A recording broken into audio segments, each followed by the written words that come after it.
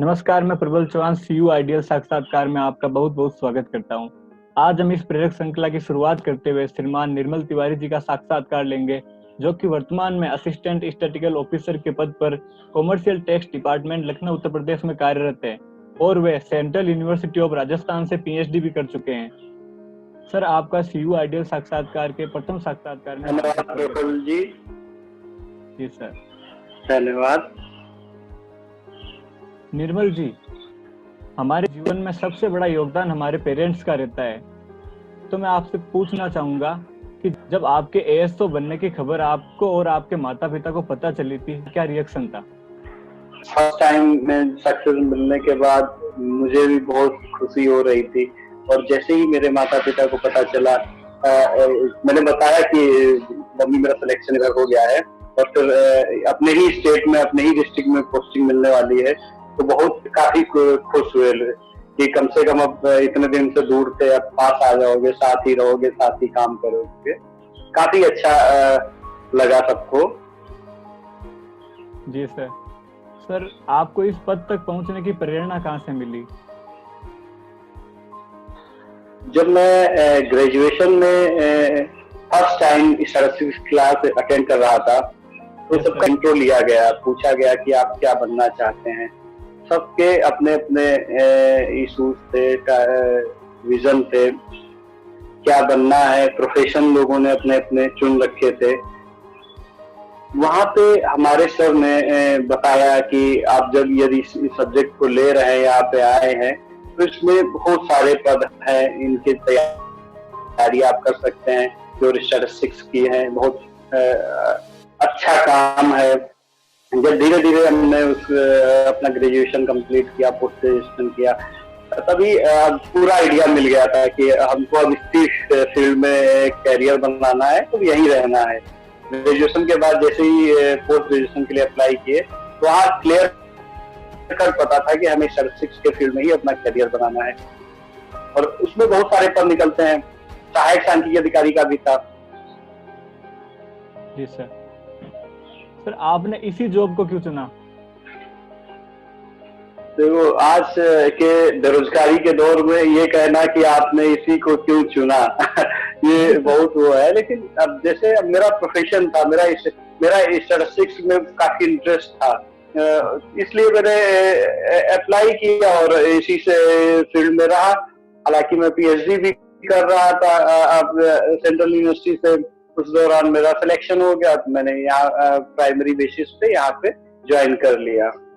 जी sir. Sir, आपने इस पद के लिए कौन सा एग्जाम दिया और इसकी तैयारी किस प्रकार की? ये लोक सेवा आयोग की तरफ से इसका रिक्रूटमेंट प्रोसेस हुआ था। लोक सेवा आयोग उत्तर प्रदेश, इसने एक एग्जाम करवाया था। एग्जाम के बाद इंटरव्यू लिया, इंटरव्यू के बाद में शॉर्ट लिस्टिंग करके जो सिलेक्टेड कैंडिडेट्स हैं उनकी लिस्ट जारी करके सेलेक्ट किया। जी सर। सर, इसका सिलेबस कैसा रहता है सर? इसका सिलेबस हर एग्जाम के पहले आयोग सिलेबस पब्लिश करता है। जी सर। डिपार्टमेंट, जैसे अब हमारा कॉमर्शियल टैक्स था, तो इसके अकॉर्डिंग सिलेबस उसने स्टैटिस्टिक्स का ही सिलेबस दिया। जी सर। सर, स्टैटिस्टिक्स के स्टूडेंट के लिए और कौन कौन से स्कोप है सर? स्टैटिस्टिक्स के स्टूडेंट के लिए बहुत सारे फील्ड हैं। डेटा एनालिसिस के लिए, जैसे कि सबसे लोक सेवा आयोग की तरफ से निकाला जाता है, एक रिक्रूटमेंट प्रोसेस होता है आईएसएस का, इंडियन स्टैटिस्टिकल सर्विसेज, और उसके वहां पे भी सहायक सांख्यिकी अधिकारी और अपर सांख्यिकी अधिकारी के पद या इनके विभिन्न नामों से सांख्यिकी के लिए निकलते हैं, जैसे रिसर्च ऑफिसर, सहायक शोध अधिकारी, और RBI reserve bank of India के अंदर पोस्ट निकलती है। तो काम उनका सबका डेटा एनालिसिस का होता है। जी सर। सर, आपने एमएससी कहाँ से की है? मेरे एमएससी हेमवती नंदन बहुगुणा गढ़वाल विश्वविद्यालय, एक केंद्रीय विद्यालय है श्रीनगर गढ़वाल उत्तराखंड में, वहां से मैंने किया था। जी सर। सर वहाँ की कुछ खास बात जो आपको अभी तक याद रहती हो? वहाँ बहुत ही अच्छा कैंपस, बहुत अच्छा है, नेचुरल ब्यूटी इतनी अच्छी है कि आप वहाँ जाएंगे तो वहीं के होके के रह जाएंगे, बसने का मन करने लगेगा। जी सर।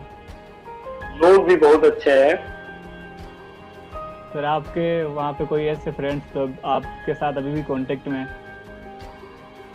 बहुत सारे फ्रेंड्स हैं वहाँ मेरे जो अभी भी कांटेक्ट में हैं। सर कुछ लोगों का नाम बताइए, कुछ फ्रेंड्स का। मेरे बहुत अच्छे मित्र हैं मिस्टर सुनील चमोला जो असिस्टेंट प्रोफेसर के पद पर कार्यरत है हरियाणा में, और मिस्टर प्रवीण भट्ट, मिस्टर अनिल नेगी, और ऐसे बहुत सारे हैं, आशीष रावत। जी सर। सर आपने सेंट्रल यूनिवर्सिटी ऑफ राजस्थान कब ज्वाइन की थी?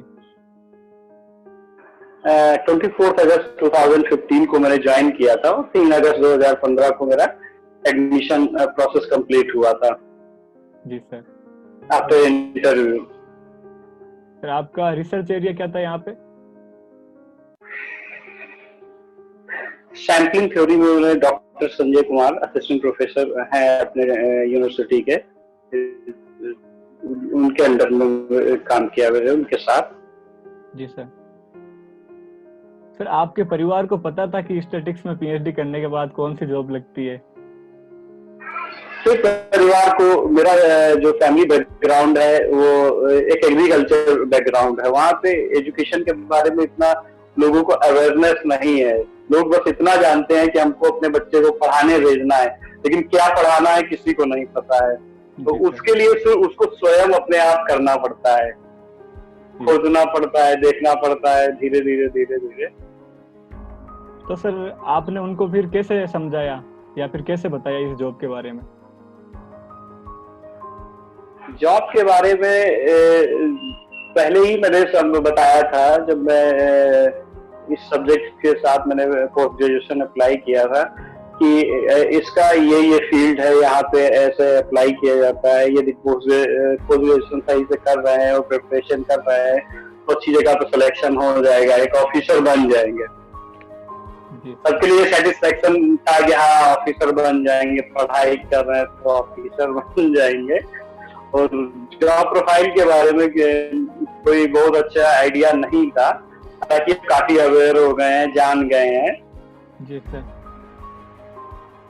सर जब आप सेंट्रल यूनिवर्सिटी ऑफ राजस्थान में पीएचडी कर रहे थे तब आपका गोल क्या था? मेरा गोल यही था कि मैं अपने आप को स्टैटिस्टिक्स के फील्ड में अपने करियर को एस्टेब्लिश कर सकूं। अब वो कौन सा पद है, क्या है, वो मेरी प्रिपरेशन पर डिपेंड कर रहा था। फिर जैसे ही हम अपॉर्चुनिटी मिली, एग्जाम आया, दिया, सिलेक्शन मिला, ज्वाइन कर लिए। जी सर। सर शिवराज के बेस्ट फ्रेंड कौन कौन थे आपके? शिवराज में बहुत सारे मेरे दोस्त हैं। जी सर। डे बाय डे अच्छी खबरें मिलती हैं कि किसी ने पोस्ट डॉक्टरेट फेलोशिप के ज्वाइन कर ली है या किसी ने यहाँ पे सिलेक्शन पा लिया है। बहुत अच्छे अच्छे दोस्त हैं जो मेरे लखनऊ से ही मिस्टर शिवांशु कुमार, किशनगढ़ से हैं डॉक्टर वरुण आगीवाल और मिस्टर अशोक, ये सब हमारे बैचमेट थे, बहुत अच्छे दोस्त थे। अभी भी डिपार्टमेंट के अंदर मिस्टर हर्ष त्रिपाठी मेरे बहुत अच्छे दोस्त हैं जो वहाँ पे अभी उनका पीएचडी चल रहा है। अदर डिपार्टमेंट्स में भी बहुत अच्छे दोस्त थे मेरे, जैसे आर संदीप थे, मिस्टर असद जमाल, अविनाश कोतवाल। जी सर। सर शिवराज में स्टैटिस्टिक्स में पीएचडी करने के लिए क्या प्रक्रिया है, एग्जाम और इंटरव्यू के बारे में बताइए।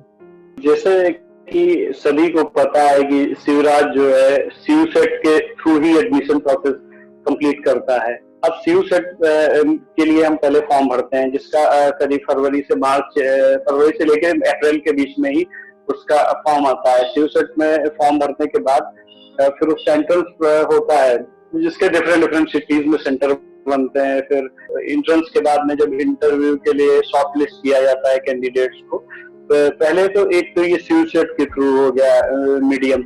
एक मीडियम ये है कि जिन लोगों का जेआरएफ या नेट क्वालिफाई होते हैं वो डायरेक्टली इंटरव्यू दे सकते हैं। फिर इंटरव्यू प्रोसेस के बाद जो सबका शॉर्ट लिस्टिंग होती है according to the available number of seats. जी सर। सर जब आप शिवराज में आए थे तब आपको यहाँ के कौन से नियम HNB गढ़वाल यूनिवर्सिटी की तुलना में गलत या सही लगे थे? HNB गढ़वाल यूनिवर्सिटी का जो कैंपस है वो काफी वाइड कैंपस है, वो 2 जगह पे डिवाइडेड है। वहाँ पे एक अलकनंदा रिवर है, जिसके रिवर के इस साइड में श्रीनगर कैंपस है और रिवर के दूसरी साइड में चौरास कैंपस है। वहाँ एडमिनिस्ट्रेटिव डिफिकल्टीज बहुत होती थी। अब आपको एडमिनिस्ट्रेशन का काम करना है तो श्रीनगर कैंपस आओ, तो पढ़ने के लिए जाना है चौरास कैंपस। जितना डिफरेंस था, लेकिन वो कोई बड़ी बात नहीं थी।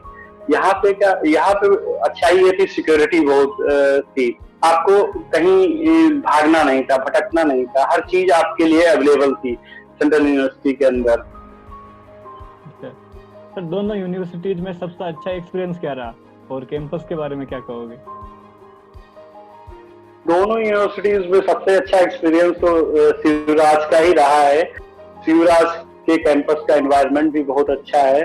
जो बच्चे पढ़ना चाहते हैं उसके लिए सारी सुविधाएं अवेलेबल हैं और धीरे धीरे फैसिलिटीज बढ़ ही रही हैं। जो चीज 2 साल पहले नहीं थी वो आज है, जो चीज आज नहीं है वो कल हो जाएगी। लेकिन जो इन्वायरमेंट वहाँ का क्रिएट हो रहा है शायद ही किसी न्यूली फॉर्म सेंट्रल यूनिवर्सिटी का होगा।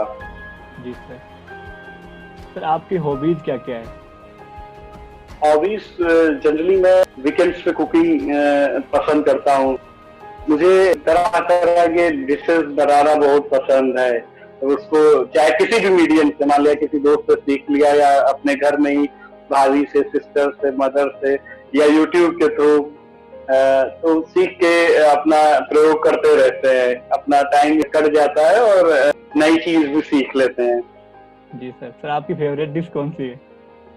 फेवरेट डिश देखो, यहाँ पे क्या है, लखनऊ के अंदर फेमस है बहुत ज्यादा नॉन वेज लोगों के लिए कबाब और रुमाली रोटी या कबाब पराठे, तो उसका ही एक वेज वर्जन यहाँ पे इजाद किया गया है। तो जैसे वेज कबाब है, जैसे शाही पनीर है, इस तरीके की चीजें ट्रेडिशनल इंडियन फूड ही मेरा फेवरेट रहता है हमेशा। जी सर। सर आप नॉन वेजिटेरियन या वेजिटेरियन? प्योर वेजिटेरियन है। और सर आपके करियर पर किस घटना का सबसे अधिक प्रभाव पड़ा? घटना तो एक नहीं कह सकते, बहुत लंबा सफर रहा है इस अपने आप को एस्टैब्लिश करने के लिए।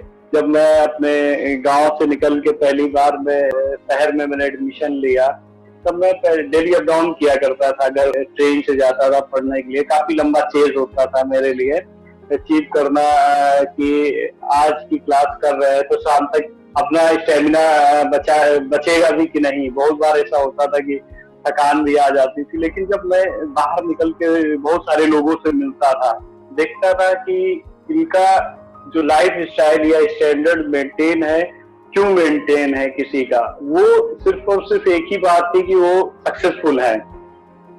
जी सर। सर शिवराज कैंपस की कौन सी जगह आपको सबसे अच्छी लगती है? शिवराज कैंपस का एक ही पॉइंट है जो स्टूडेंट का फेवरेट है, वो है भवानी की थड़ी। सारे लोग वही शाम को इकट्ठा होते थे, चाय पीते थे और आपस में गैदरिंग भी हो जाती थी और मूड रिफ्रेशमेंट भी हो जाता था। जी सर। सर आप शुरुआत से ही स्टेट्स में इंटरेस्टेड थे?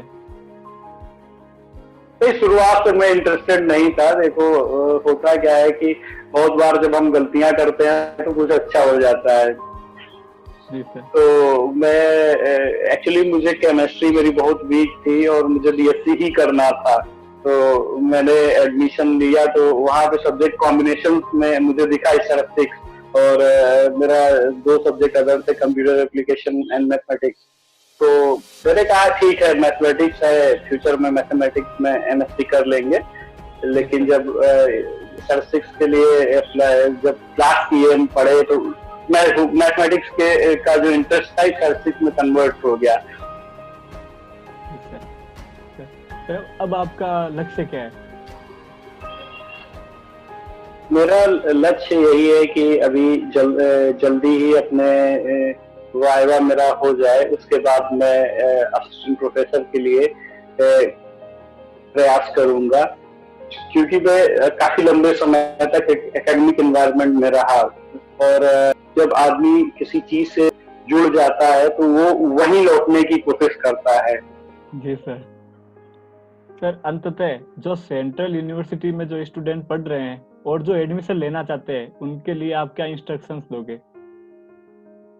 इंस्ट्रक्शंस तो नहीं कह सकते हैं कि मैं सजेशन और एडवाइस जरूर दे सकता हूँ कि बहुत अच्छा एनवायरनमेंट है हमारी यूनिवर्सिटी का। यदि बच्चे पढ़ना चाहते हैं तो उनके लिए किसी चीज की कमी नहीं है। वहाँ पे अच्छा लाइब्रेरी है, अच्छा इंटरनेट की फैसिलिटीज हैं, अच्छा कैंपस है, एनवायरनमेंट भी बहुत अच्छा है स्टूडेंट्स का।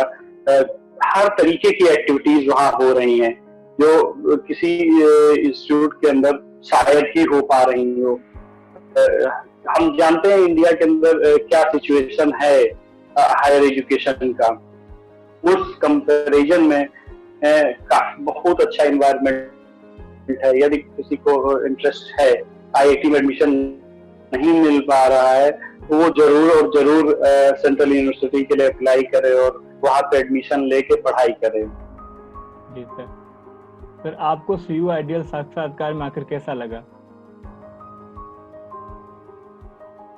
काफी अच्छा लगा। जब मुझे पहली बार ये मुझसे डिस्कस किया तो मुझे काफी खुशी हुई इस बात के लिए कि बच्चे कम से कम कुछ ऐसा इनिशिएटिव ले रहे हैं जिससे कि हम एक दूसरे को कुछ दे नहीं सकते हैं, लेकिन आपस में बात करके उनको प्रेरित जरूर कर सकते हैं। मान लिया किसी का कोई थोड़ा सा मायूस है, अपने परफॉर्मेंस से सेटिस्फाइड नहीं हो पा रहा है, उसको लग रहा है कि आज हमको रिजल्ट नहीं मिल पा रहा है, लेकिन इसका मतलब ये नहीं है कि आज हमको रिजल्ट नहीं मिलेगा। जब हम चीजों के लिए प्रयास करेंगे तो जरूर एकदम डेफिनेटली मिलेगा, उसको कोई रोक नहीं सकता है। बस एक दूसरे से ये है कि प्रेरणा लेके कि हम उसके लिए काम करते रहे, अपने लक्ष्य के लिए, कुछ असंभव नहीं है। धन्यवाद निर्मल जी, आप हमारे सीयू आइडियल साक्षात्कार से जुड़े और हमारे दर्शकों को मार्गदर्शन कराने में हमारी मदद की। मैं हमारे सीयू आइडियल टीम की तरफ से और हमारे दर्शकों की तरफ से आपके उज्जवल भविष्य की कामना करता हूं, और मैं चाहूंगा कि आप सदैव भारत माँ की सेवा करते रहें। बहुत बहुत धन्यवाद आपका भी। अगर आपको हमारी टीम का यह छोटा सा प्रयास अच्छा लगा हो तो हमारे चैनल को लाइक, शेयर और सब्सक्राइब कीजिए।